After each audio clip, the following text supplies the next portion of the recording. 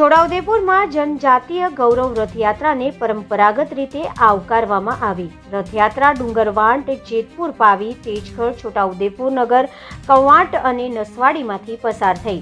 ભગવાન બિરસા મુંડાની 150મી જન્મજયંતિ ઉજવણીના ભાગરૂપે રાજ્ય સરકાર દ્વારા આયોજિત જનજાતીય ગૌરવ રથયાત્રાને બોડેલી ખાતે ઉષ્માભેર આવકાર મળ્યો હતો। જે બાદ ગૌરવ યાત્રા ડુંગરવાંટ, જેતપુર, પાવી, તેજગઢ અને છોટાઉદેપુર શહેરમાં ભ્રમણ કરીને ભગવાન બિરસા મુંડાના રાષ્ટ્ર અને સમાજ ઉત્થાનના બહુમૂલ્ય યોગદાનથી નાગરિકને વાકેફ કર્યા હતા।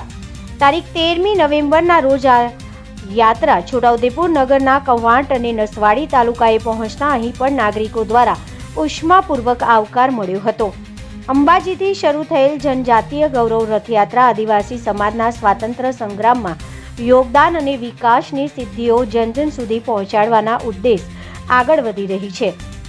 તારીખ 13ના રોજ વહેલી સવારે રથયાત્રા છોટાઉદેપુર શહેરમાં નગરપાલિકા ખાતે મંત્રીઓ દ્વારા ભગવાન બિરસા મુંડાની પ્રતિમાને પુષ્પાંજલિ કરી રથનું આગળ પ્રસ્થાન થયું હતું। જનજાતીય ગૌરવ રથયાત્રા કવાંટ ખાતે પહોંચતા ગેરૈયાઓ દ્વારા પરંપરાગત સ્વાગત અને ગેરૈયાઓના નૃત્ય કરવામાં આવ્યું હતું। ભગવાન બિરસા મુંડાની પ્રતિમાને પુષ્પાંજલિ અર્પણ કરી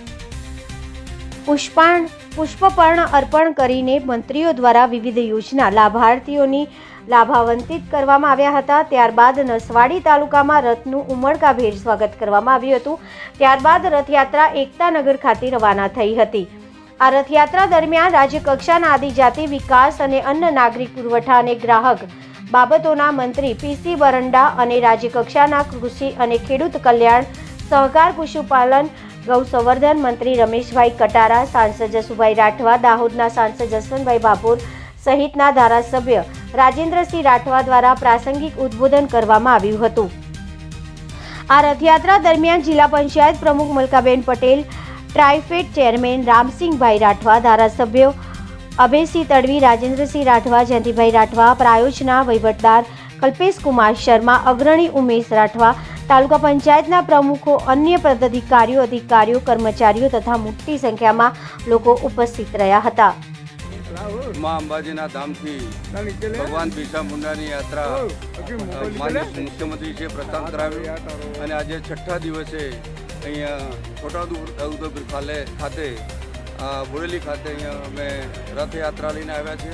ત્યારે આખા રૂટ દરમિયાન તમામ સ્થળોએ યાત્રાનું પૂરજોશમાં સ્વાગત કરવામાં આવ્યું છે અને અહીંયા બોડેલી ખાતે પણ આ નગરજનોએ, વહીવટીતંત્રએ અને તમામ અહીંયા જનતાએ આ રથયાત્રાનું સ્વાગત કર્યું છે।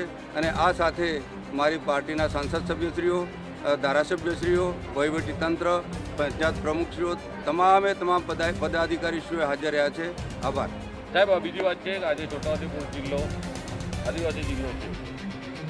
તમામ પુલ સંપર્ક બન્યા છે, લોકોને આવવા જવામાં મુશ્કેલી પડી રહી છે। ક્યાર સુધી પુલોનું કામ ટૂંક સમયની અંદર, આમ તો માન્ય તડવી સાહેબે વાત કરી છે, ટૂંક સમયની અંદર આ કાર્યરત થઈ જશે અને કામ બી ચાલુ છે, ટેન્ડરિંગ પણ થઈ ગયું છે એવું મારું માનવું છે। કામ શરૂ થઈ જશે થોડા ટૂંક સમયની અંદર। માન્ય મુખ્યમંત્રીશ્રી અને માન્ય કૃષિમંત્રીશ્રી જોડે આજે નસવાડી ખાતે અંબાજીથી યાત્રા લઈને આવ્યો છું। અહીંયા નસવાડી ખાતે ઉમળકાભેર આ યાત્રાનું સ્વાગત કરવામાં આવ્યું છે। અહીંયા તમામ સાંસદ સભ્યશ્રીઓ, ધારાસભ્યશ્રીઓ અને પાર્ટી પ્રમુખો અને તમામ નસવાડીની જનતાએ ઉમળકાભેર આ સ્વાગત કર્યું છે અને આજે આ 5મો છઠ્ઠો દિવસ છે અને કાલે આજે અમે નસવાડી ખાતે અમારી